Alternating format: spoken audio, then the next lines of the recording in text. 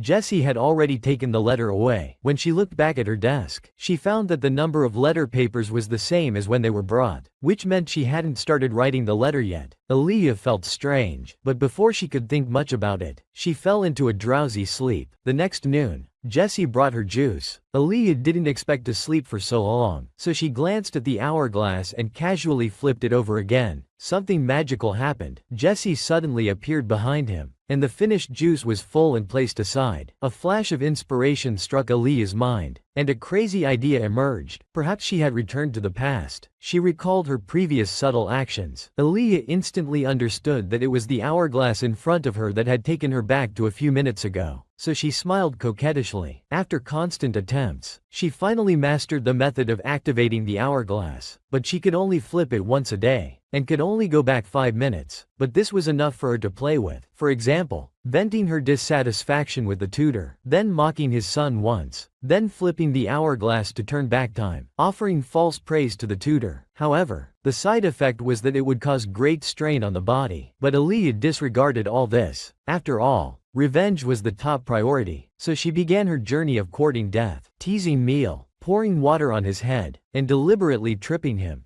Meal's cries for help echoed throughout the mansion. Anyway, it could be remedied with the hourglass later, but it added some fun to her boring life. However, Oscar didn't respond to him. 2 whole weeks passed without any news. Aaliyah thought of what the attendant had said at the time. Although Oscar had accepted the gift, he showed no indication under his intelligence. Perhaps it was because of the upcoming final exams. Considering the attendant's hard work, Aaliyah casually offered a few words of comfort. After all, accepting the gift was the most important thing, although the content of the letter might cause him to refuse. Accumulating affinity was also a good plan. Aaliyah was a bit anxious, even considering using the hourglass to take it back at one point. While she was hesitating, Oscar replied. Aaliyah read the letter carefully. It was clearly drawing a line, not wanting to have too much entanglement with her. How could that be? Aaliyah called Jessie and quickly wrote a reply. Seeing her happy expression, Jessie had a bad premonition. If you have a time hourglass, wouldn't you go further and further down the path of self-indulgence? The dessert eaten a second ago could be restored to its original state just by flipping the hourglass. Aaliyah distributed them to the servants, so she could not only eat her fill, but also win the hearts of the servants. Jessie was extremely touched. Then, she took out the books Aaliyah had asked her to buy. Basic Economics. This was an economics book convenient for children to read. Aaliyah planned to study various aspects of knowledge to become erudite. After all, under the old aristocratic social system, women were not allowed to attend classes at academies. Aaliyah could only rely on self-study, and it could be useful in the future. If she wanted to make her Earl father listen to her words, it was very necessary to have certain knowledge. Aaliyah pondered her prospects, planning to create a career with this, studying hard for her own wealth. Jessie suddenly popped up. She was confused about Aaliyah's requirements for this year's birthday party. After all, in previous years, the scale of Aaliyah's parties was unprecedented, but this time she didn't invite anyone, only requesting to have tea with a few familiar noble ladies. Aaliyah knew well that Meal's birthday was also approaching. If there was a stark contrast with her, she would definitely be pointed at and gossiped about. Being low-key at this moment was the right way. Teacher Sarah came to visit. Aaliyah happily went forward to greet her. The maids smiled at the warm scene. She clearly understood that Sarah would become her strong support, and her visit this time was to inquire about Aaliyah's preferences for birthday gifts. But Aaliyah particularly wanted a handkerchief. Sarah got excited when she heard this, and brought out many ideas. But the handkerchief she wanted was one made by Sarah herself, and she wanted one for each of them. Like sisters, Teacher Sarah was extremely touched. She stepped forward and grasped Aaliyah's hands, expressing that she would definitely put her heart into weaving it. Aaliyah was a bit speechless, because she knew what would happen next. Sarah would meet the Marquis in social circles, and then they would fall in love, with no time to care about friends. But Sarah was not interested in social circles, and her expression gradually dimmed. Seeing this, Arya changed the subject, asking Sarah what she wanted to do first after becoming an adult. Sarah's response was unexpected. She said that because Arya chose to be a teacher, growing up alongside children was the luckiest thing in Sarah's life. Arya was a bit surprised, not expecting Sarah to genuinely like her. This development was simply wonderful. When Sarah becomes a Marchioness, Arya will stand by her side, and at that time, she will surely shine brightly. Impossible to ignore. Today is Arya's birthday, and the noble young ladies are presenting their gifts. But Arya can't seem to be happy, because the nobleman Oscar didn't attend, even though he had been invited in the letter. Without time to think more, the ladies urged Arya to open the gifts. Looking at the rough craftsmanship, she still put on a smiling face. While secretly thinking of giving them to Jessie, Sarah also handed over her gift, and when Arya opened it, she saw a handkerchief next to a pair of delicate gloves. Sarah took out a matching pair, happily showing them off to everyone. Arya was stunned, speechless for a while. This handkerchief was Sarah's labor of love, the best gift she had ever received. Everyone praised Arya's clothes profusely. After all, her fur was special and must be very valuable. Arya smiled and said it was bought by her father, the Count, and then began to strike at their hearts, claiming that her favorite gift was the teddy bear her father bought for her. Curious, everyone watched as Arya quickly brought out the teddy bear, which was covered in diamonds. The young ladies showed expressions of horror. Only Sarah naively thought the teddy bear was really cute. Jessie brought in the tea and snacks, and just as the birthday party was about to begin, Neil burst in, asking in front of everyone why she wasn't invited to the birthday party. Arya quickly stood up, using Neil's poor health as an excuse to defend her position. Neil smiled contemptuously, had Emma hand her a bouquet of flowers, and then left with insincere blessings, leaving Arya standing there alone. The sister not inviting her sister to the party would surely be gossiped about. He started to panic. The hourglass was upstairs, wondering if there was still time to run back and get it. Arya suddenly came to her senses, realizing there was no need to make a fuss over such a small matter. So she portrayed Meal as a fragile girl, hinting at her dissatisfaction with the family situation. After all, it was her and her mother who had intruded. Perhaps Meal still couldn't accept the blended family, and then blamed herself, causing Sarah to comfort her involuntarily. Everyone was immediately led astray, showering Arya with concern. Meal had finally found a chance to embarrass her sister, but Arya cleverly deflected it. The party ended happily, and teacher Sarah also returned home by carriage. Arya stayed alone in her room, burning the flowers Meal had given her to ashes. It seems she must carry the hourglass with her at all times, just in case. Just then, Jessie hurriedly pushed open the door. Oscar had arrived. While Arya was changing clothes, Meal seized the opportunity. What would she say to Oscar? Taking advantage of her sister changing clothes, Meal went ahead and started chatting with the nobleman Oscar, noticing he seemed to have lost some weight, so she gradually shifted the topic to Arya. Clearly, Oscar didn't know it was her birthday today. He had only brought a bunch of white flowers as a courtesy. Meal pretended to be pitiful, claiming that Arya hadn't invited her to the party, and that she had only come downstairs to deliver a gift before returning to her room. Then immediately asked Oscar to attend her own birthday party. Seeing how happy Meal looked, even if he was somewhat unwilling, he finally agreed. Arya was eavesdropping at the door but didn't hear the entire conversation. Seeing him coming through the door, Meal quickly stood up and handed the stage over to her sister, then passed by with an intimate smile. Arya felt somewhat regretful to be caught off guard at this moment, and not knowing the content of their conversation, but still, she pretended to be calm and exchanged pleasantries with Oscar. Arya showed off the hair ornament he had given her, captivating Oscar, and then asked in return, why wasn't he wearing the brooch she had given him? Just as Oscar was about to speak, Arya took over, lying that it was her first time preparing a gift for someone, and hoped Oscar wouldn't refuse her goodwill. This man softened again, originally intending to return the brooch, but by a twist of fate, Arya personally pinned it on him, leading to this outcome. Unsure whether to be happy or worried, however, one thing was certain. Oscar's heart had begun to waver. He gave this bouquet of flowers to Arya as a gift. But how could the cunning Arya be satisfied with just that? She begged Oscar to be her pen pal. After all, she was lonely and had no friends. Oscar knew he should refuse. If people found out about this, it would surely cause gossip. But seeing Arya's pitiful look, Oscar could only reluctantly agree. Arya was overjoyed, unable to hide her happiness. Oscar hoped for the best, thinking that writing an occasional letter shouldn't be a problem. After all, Arya was so pitiful, he couldn't just ignore her. This meeting ended happily. Early the next morning, Arya woke up with bleary eyes, thinking about how she had cleverly used the hourglass yesterday. Otherwise she would have been rejected by Oscar. She pondered about having a watch made to indicate the hourglass's effectiveness period. At this moment, Jessie pushed open the door, concernedly inquiring about Arya's health condition. After all, she had previously, intentionally or not, mentioned something related to her life. Looking at the stubborn Jessie, Arya felt like rewarding her loyal servant, so she pinned Jessie against the wall. The servant was actually pinned by Arya. Servant Jessie looked at her somewhat bewildered. After all, Arya used to beat and scold him before. Arya also realized this. She quickly admitted her mistake and pinned a golden brooch on his chest, as an apology and reflection for the past, aiming to let other maids see that Arya was a generous and wealthy person who treated her servants very kindly. Then she sent Jesse to the jewelry store to custom make a pocket watch that could reset in 5 minutes. After receiving the order, Jesse drove away quickly. Watching his receding figure, Arya discovered that a carriage had arrived downstairs. It was teacher Sarah. She hurriedly changed clothes and went down to greet her. According to the upcoming developments, Neil should be sending maids to cause trouble. To counter this move, Arya decided to choose someone easy to win over, so she randomly selected a short-haired maid to serve tea. Just as Arya decided to keep her, she was about to leave, citing Neil as the reason. Arya had a sudden inspiration and asked her about Annie's information. Upon learning that she was the youngest maid, she instructed the short-haired maid to bring the hourglass from the decorative cabinet. Time rewound 5 minutes. After hearing that the short-haired maid was unavailable, Arya directly designated Annie as her temporary maid, so this freckle-faced little maid was summoned over. She watched Arya and Sarah dancing gracefully, couldn't help but be moved, and unconsciously became entranced. Just then, Jesse returned, pushing the door open. Seeing him sweating profusely, Arya quickly handed him a glass of water. Amid Arya's concerned voice, Jesse drank it all at once. Of course, this was just for show. The purpose was to let Annie see this scene. Then he was dismissed. During the intermission, Jesse hurriedly apologized to Arya. After all, he had been quite presumptuous earlier, but the goal had been achieved. Annie was indeed preoccupied with what had just happened. The news quickly reached Neil, who, upon learning that her sister lacked maids, actually offered to give up her own maid to take care of Arya. On the surface, it seemed like sisterly love, but in reality, it was sending someone to secretly keep an eye on Oscar and Arya's every move. Unexpectedly, this move played right into Arya's hands, so she designated Annie as her second maid. Arya's intention was to have her do some odd jobs, and she anticipated that Neil would have her monitor herself, but she didn't expect Annie to be so naive. Staring at her directly, Arya felt a bit awkward and had to find some tasks for her to do. Seeing how deft Annie was, Arya was somewhat surprised. Then she smelled a strong scent on Annie, instantly finding a breakthrough point, so she lifted Annie's face. A noble young lady was actually doing makeup for a maid. She was laying the groundwork for her revenge plan, and maid Annie was one of her pawns. Looking at her new self in the mirror, Annie was somewhat surprised, not expecting to become so attractive after applying makeup, which caused a slight change in her firm heart. Arya, through the scent emanating from her, was certain that the maid before her had been secretly using Neil's cosmetics, so she went along with it and gave all her makeup products to her. She also gave Annie a ribbon, then stated that as long as she performed well, she could not only get a gold medal like Jesse but also receive better treatment. Annie listened with her eyes wide open. Then Arya changed the subject and started practicing tea parties with Annie. Girls who grow up in noble mansions always think they can become nobles overnight. Although the practice before her made Annie feel embarrassed, she was overjoyed inside. Arya knew well that this little maid was a person full of material desires, and both shrewd and vicious, so she had to provide her with the opportunity to turn from a crow into a phoenix. But the premise was to be used by herself, and Arya was the guide for her to become a noble. It meant letting Annie choose sides, but unexpectedly, she began to hesitate. It seemed that compared to the benefits Arya gave her, Neil's deterrence made her afraid to act rashly, which was expected. After sending her away, Arya lay quietly on the bed, knowing that in the current situation, she couldn't win against Neil no matter what. Now she had to wait for the right time to mature. Another period of time passed. Arya looked at the bustling crowd at the bottom of the building, feeling numb. Today was Neil's birthday. They were all coming to deliver gifts. Cartloads of gifts representing the vanity of the nobility. But Arya had no interest in these things. The only thing she cared about was Oscar, who had become her pen pal, hadn't replied to her letter. Just as Arya was feeling upset, another carriage stopped downstairs. She thought it was Oscar, but it turned out to be her father, who had been away for years. He had specially come back to celebrate Neil's birthday. Arya couldn't help but recall the scene of her mother and herself dying tragically. She would surely make such a warm scene become a beautiful dream after her revenge is fulfilled. Arya's target was not only Neil but the entire Lost family. Just as she was about to use the hourglass to play at the birthday party, a person named Rain appeared. Seeing the appearance of this new character, Arya became uneasy. What had she unknowingly facilitated again? This woman has noble blood, and receives all kinds of expensive gifts on every birthday. However, beneath the pure exterior, There was an evil heart embedded. Arya was speechless looking at the gift Rain brought, not knowing who its owner was. Giving such an expensive accessory on their first visit, seeing their intimate gestures, Arya felt devastated. Was Meal's charm really that great? It seems that the variables produced by using the hourglass are inevitable. Today is Meal's birthday. She wore a dress that Oscar gave her. Coincidentally, Arya had received the same style. Perhaps out of politeness, Arya greeted her father, which also caught Lane's attention. He complimented Arya's beauty, then turned back to continue chatting with Meal. Arya felt a bit lost, as this was the first time she had been outshone in terms of looks. However, being broad-minded, she realized this person was just a degenerate from a good Count's family. Just as she was about to turn and leave, her father unexpectedly called her back and took out an exquisite jewelry box. It's worth noting that before this, only Meal would receive such gifts. It seemed her efforts had paid off, so now the task at hand was to embarrass Meal. Arya immediately changed into a different outfit and then appeared in her sister's line of sight. Seeing her sister's malicious look, Meal felt somewhat uneasy and quickly discovered the issue.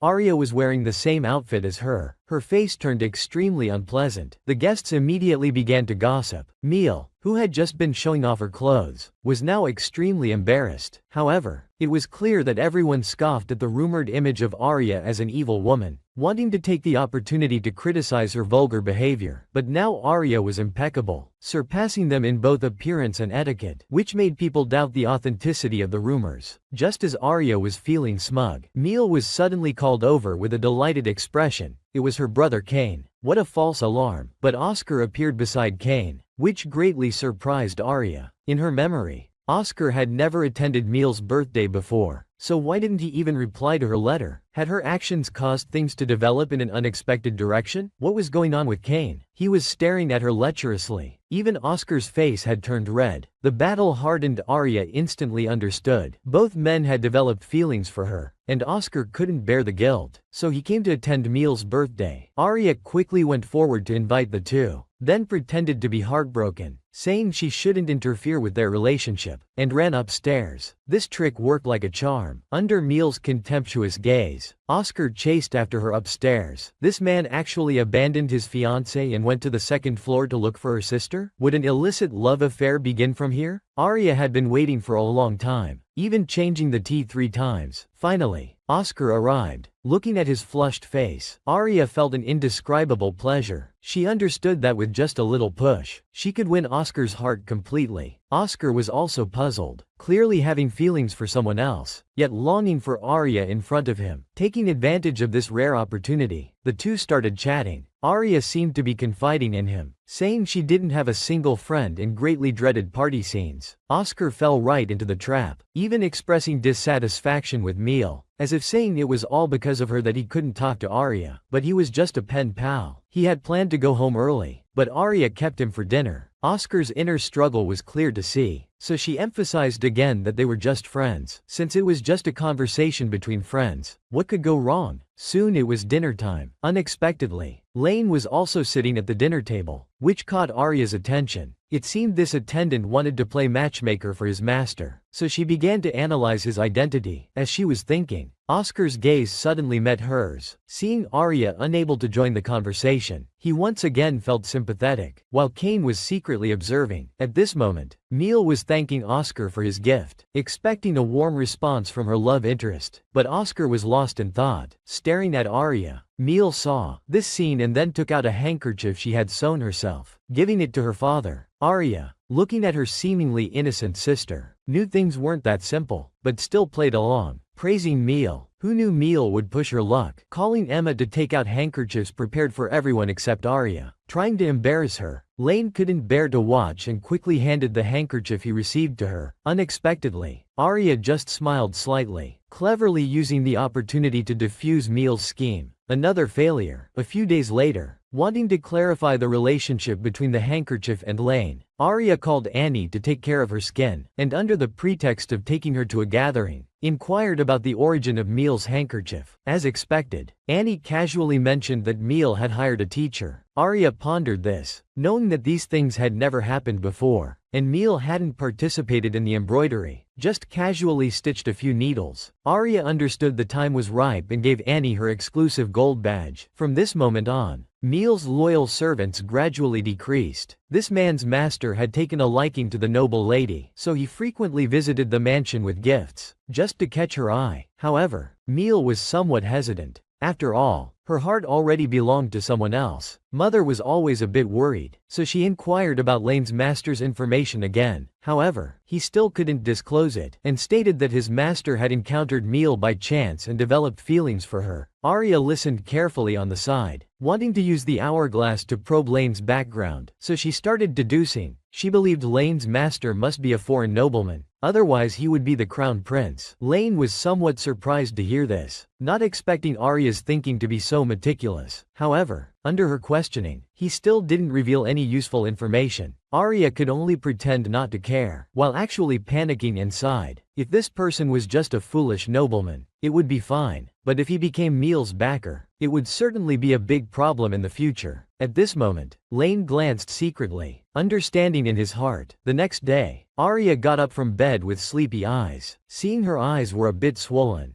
Jessie quickly brought cool water to wipe her face. Arya was about to attend her first party as an adult. Annie appeared behind her, seemingly having put a lot of effort into this outing. She carefully inquired about Arya's intentions, unable to hide her inner excitement. Upon arriving at the tea party, the young ladies immediately noticed Annie standing behind Arya and naturally showered her with compliments. Seeing the opportunity was ripe, Arya got to the point and began discussing the topic of coming-of-age ceremonies. Hearing this, the young ladies eagerly crowded around, wanting to tell Arya about Miss Sarah's experience. Just as they were talking, Sarah arrived late with a bouquet of flowers, apparently delayed by a messenger from the Marquis. The young ladies hurriedly asked Sarah about her coming-of-age ceremony. Sarah shyly said, at that time, her handkerchief fell to the ground. The Count picked it up and examined it carefully, suddenly expressing his desire to keep the handkerchief. So Sarah bashfully gave it to him, and subsequently accepted his invitation to dance. Unexpectedly, the seemingly cold Marquis had such delicate thoughts. Arya listened to Sarah's narration without surprise, because she knew that Sarah was destined to be with the Marquis. Then, changing the subject, she hoped Sarah would disregard the other party's status and be with them solely out of love or affection. After all, she only wished for Sarah's happiness. Sarah was deeply moved by this, and everyone present was delighted, except for the dumbfounded Annie. She was astonished by the idea of a commoner marrying into nobility. That's right, if she had this opportunity, she could definitely climb the social ladder to nobility. Arya clearly knew that only she could help her achieve this goal, and this was the significance of bringing Annie to the gathering. So what would Annie plan to do? This newly adult young girl was actually teaching her home tutor about love. Seemingly a novice, she was actually a beauty who had experienced countless men's pursuits. Sarah fantasized about the scene Arya described, feeling both happy and shy, planning to win over the Marquis in one fell swoop. Arya strategized, suggesting Sarah send him a pair of gloves, which would surely leave a lasting impression on the Marquis. Sarah praised Arya's good idea. In fact, these were all experiences from her conquests of numerous men. Just as Sarah was about to leave, she suddenly noticed a new carriage at the door. Upon closer inspection, it turned out to be Lien. He politely came up to inquire, wanting to have tea with Miss Meal and have a few words. Arya refused him entry on the grounds that she couldn't let Lien have tea with an unmarried lady without her guardian's consent. Her real intention was that she disapproved of Lien constantly giving gifts to Meal, so she wouldn't let the two meet alone. Sarah noticed Arya's expression wasn't good, which aroused her protective instincts, so she suggested that the four of them have tea together. Lien agreed, then handed over a gift prepared for Arya, another bouquet of tulips. Arya smiled slyly, immediately deducing from the color of the flowers that Lien's master was an imperial nobleman, which shocked Lien greatly. The three sat down to tea, and Arya was full of doubts. Could his master really be the crown prince? So she had Annie bring an hourglass, and began to interrogate Lien before her, wanting to know the purpose of his frequent visits to the mansion. It turned out his master valued Meal's ability to gather information, and the fur business cooperation with the Marquis was based on her advice. Arya's pupils shook with shock. But that was my idea. Has the relationship between my father and me never improved? To attribute all the credit to his own daughter, Arya trembled with anger. Lien continued, Meal doesn't seem as virtuous as rumored. Arya coldly mocked Meal. then could no longer contain her inner feelings, and exploded in public. This action obviously terrified Sarah half to death. Arya also realized her loss of composure, hurriedly flipped the hourglass, letting everything return to normal. She told herself to stay calm. Then in the long wait, meal arrived late. After a brief exchange of pleasantries, Lien immediately asked her opinion on casinos. Arya knew this was a probing question, but didn't expect Meal to know nothing at all. When she heard her say she wanted to build a statue for the crown prince at the casino entrance, Arya couldn't help but laugh. Lien was a bit embarrassed, and then asked Arya if she had any insights. To his surprise, Arya not only spoke knowledgeably but also subtly mocked Meal, who knew nothing, leaving Lien stunned. Meal also looked uncomfortable and at a loss. This man came to the mansion repeatedly to make money. He planned to discuss business matters with the Count, and also asked for the opinion of the Count's biological daughter, Meal. Unexpectedly, she naively believed that light clothing would be the next popular commodity. Arya trembled with laughter after hearing this. It seems everyone would find this idea laughable. To ease the awkward atmosphere, Father turned to ask Arya, imagining that his clever adopted daughter would give him the answer he wanted. But this time Arya held back, actually expressing agreement with Meal's suggestion. She didn't want to let these two pitiful figures reap the benefits without effort. Lien and Father were slightly disappointed that Arya didn't take the bait.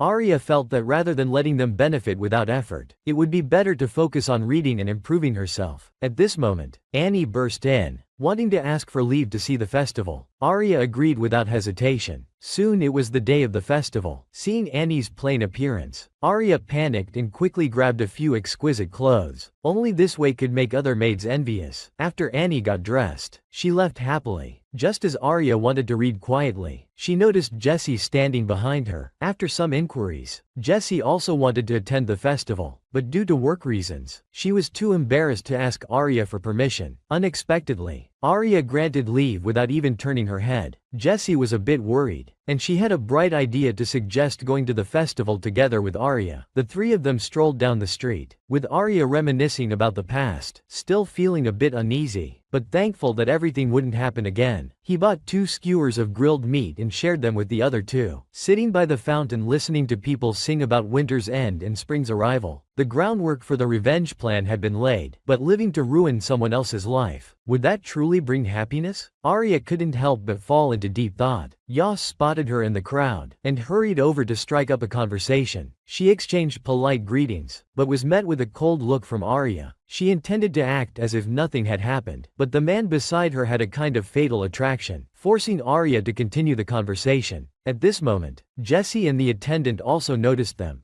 preparing to draw their swords. Yas's accomplice suddenly appeared, whispering something in his ear, but Yas sent him away, seemingly wanting to chat with Arya a bit longer. So he took the opportunity to ask Arya about her attire. Why was it so plain? The implication being, why aren't you wearing the clothes I sent? But little did he know, he had mistaken the recipient of his gift from the very beginning. Arya found him perplexing and wanted to take this chance to slip away. But suddenly an explosion was heard in the distance. In the urgency of the moment, Yas grabbed Arya's hand and ran in the opposite direction of the crowd. This woman, panicked by the sound of the explosion, a strange man ran over and offered her his warm hand. No. This feeling made her heart race, a heartbeat she had never felt so out of control before. Yas held Arya's hand as they ran away from the crowd. Amidst the glow of the explosion and the cries of people, Arya felt the warmth of his palm, believing this hand to be like her salvation, tightly connecting them. They ran until they were out of breath. When Arya came to her senses, she abruptly let go of Yas's hand. She felt somewhat uncomfortable, thinking that she had been losing her rationality whenever she panicked lately. Considering it absurd to view this man's hand as a lifeline, Yas awkwardly comforted her, offering her a handkerchief he had received at the festival, asking if she needed to wipe herself. Arya refused, thinking to herself if this person wanted to see her embarrassed. She came to her senses and realized they had run quite far. Asking where they were, Yas, with a bright smile, told her that he had just led her away and didn't know where they were either. He placed the handkerchief in her hand. Arya was really frustrated, feeling that her irrationality had truly failed her. How could she give such a person an opportunity in the chaos? She looked around and found that no matter how she looked at it, this was an unfamiliar place. She suddenly became afraid. wondering if they had run to the outskirts of the city. She wanted to go back quickly, before she could give up. As she was about to leave, Yas asked where she was going. She expressed her desire to return but helplessly couldn't find the way back. Yas suggested they look over there, as the night sky seemed brighter in that direction. Arya embarrassedly stopped and walked along with him. Yas playfully asked if she needed him to carry her on his back, which startled her, causing her to shout, "What?" She was indeed very tired, but she was determined not to owe him any favors even if exhausted. She took off her high heels and walked briskly. Yas followed, laughing, asking if this was better than being carried by him. Arya puffed up with anger, and Yas closely followed, telling her that perhaps he could be useful to her. Arya denied this, sarcastically saying that trying to establish a good image in such a situation was completely impossible. Yas told her that she didn't understand him. Arya thought they were all the same. Yas denied this, saying he knew Miss Arya very well. Arya thought he had heard rumors about her, but Yas said something different. Arya became anxious, turning to glare at him fiercely, but Yas looked at her with a very affectionate gaze. Arya's heart suddenly began to race. She started to feel that every time she met these eyes, she couldn't look away, as if seeing a beautiful blue, mysterious yet gentle. Yas took advantage of her distraction to lean close to her ear, telling her that she would soon know who he was, and when she became close to him by chance, he confidently said they would meet again soon. Then the guards found Arya. After a series of comforting words, they told her the festival was almost over. Arya felt that everything that had just happened was unreal, but it wasn't a dream. She then returned to the festival with the guards. After returning, the guards told Arya the reason for the explosion. They discussed it there, while Arya was still thinking about the boy from earlier, speculating that he might be a nobleman from the countryside. The more she thought about it, the more angry she became. The guard interrupted her, telling her what they had just heard about Miss Elia. It was said that Elia had written a letter to Miss Frederick. This woman's life story was truly tragic. Her husband had committed suicide, unable to bear the pressure of enormous debt, leaving her with no choice but to serve nobles to repay the debt. Not only did the debt not decrease at all, but she also lost the child in her womb due to overwork. A nobleman discovered this tragic woman, and recognizing her, promoted her to be his exclusive maid. But even though she was formally employed as a high-level maid, the nobleman's wife passed away due to excessive blood loss during childbirth. This woman had no choice but to take on the responsibility of raising this girl. The little girl grew up to be a sweet and lovely young woman. The girl went to visit Miss Frederick, who entertained her warmly. The girl was already eager to see Oscar, her fiancé, but Miss Frederick wanted to spend more time alone with the girl, so she asked Oscar to come back later. Upon hearing this, the girl's face lit up with a sweet smile. Miss Frederick praised the girl, telling her that although Oscar usually obeyed her, she wouldn't want his partner to feel burdened by him. She then praised the girl for being a perfect wife, but the girl's face fell, telling the lady that it was difficult to meet with Mr. Oscar often, feeling guilty that her abilities were not enough to help her husband. Miss Frederick reassured her not to worry, saying she would surely get engaged to Oscar, as she herself hoped. The girl's sweet smile bloomed again, joy uncontrollably spreading across her face. Gaining Miss Frederick's approval was a rare achievement, as she was now the top candidate to be the crown princess. If she could become family with her, no one would bully the girl anymore. Shortly after, Oscar returned. Oscar was somewhat surprised and looked guiltily at Miss Frederick. The girl quickly greeted Oscar, showing concern for his well-being. However, Oscar seemed to be somewhat averse to her actions. Miss Frederick muttered beside them, stating that they were meant to be together for life. But Oscar responded speechlessly, saying he wasn't even engaged yet. The lady laughed, saying that although the girl wasn't of age, Oscar shouldn't be so rigid. Upon hearing this, the girl's heart instantly blossomed, as she began to fantasize about the wonderful days of entering noble life. No one would dare bully her. There would be no blemishes on her life, and in a few years, it would be natural for her to become a member here. Miss Frederick and Oscar then left. On the way home, the lady kept reminding Oscar to get closer to the girl, saying that even if she became the crown princess, they should still maintain close relationships with other powerful nobles. Oscar still had reservations. Miss Frederick sensed something was amiss and mentioned the rumor about Oscar having close contact with a prostitute's daughter. Oscar was shocked upon hearing this. Miss Frederick saw through something and gave Oscar a merciless reply, along with some sarcastic remarks. Oscar hurriedly tried to explain something, but Miss Frederick didn't give him a chance to speak, telling him to obey, implying that he wouldn't have the right to make his own decisions in the future. Oscar felt wronged, as he wasn't like the rumors described. A few days later, the girl received a letter from Oscar. The maids were all praising Oscar for being so attentive to the girl. The girl humbly accepted the letter, her heart bursting with joy, followed by another round of flattery from the maids. But at this moment, the girl's expression fell. It turned out that in the letter, Oscar told her the bad news that he wouldn't be able to correspond with her anymore. This was a seemingly ordinary farewell letter, yet it concerned this woman's future life. Her entire mental state collapsed, and the maids around her were like ants on a hot pan. In her heart, this woman resentfully repeated Oscar's name over and over again. Mistakenly, a maid rushed into her room, telling her that her sister downstairs had also received a letter, but her sister's letter was completely different from hers. In the letter, Oscar had written some lovey-dovey words that they couldn't believe were written by Oscar himself. It must have been ghostwritten by Miss Frederick. The woman suddenly realized that she had always thought that as long as she held on to Oscar, everything would be solved, but she had forgotten about this troublesome lady. Whether her sister could marry Oscar depended entirely on this lady. Even if Oscar was still willing to write letters to this woman, it wouldn't solve anything. The woman knelt on the ground and cried in despair. Later at the dinner table, this woman saw her sister's shining headdress and displayed an extreme expression, her heart full of hatred towards her. The sister was chatting with guests, with bursts of cheerful laughter. This woman's heart was itching, thinking about twisting her sister's neck and then running away. The guests were talking to the sister about tax matters, and the sister naively wanted to solve it through simple personal connections. This woman sarcastically remarked from the side that without Mr. Lean, the family couldn't do anything. Then the woman suggested building a warehouse near the capital, so they could transport things there when needed,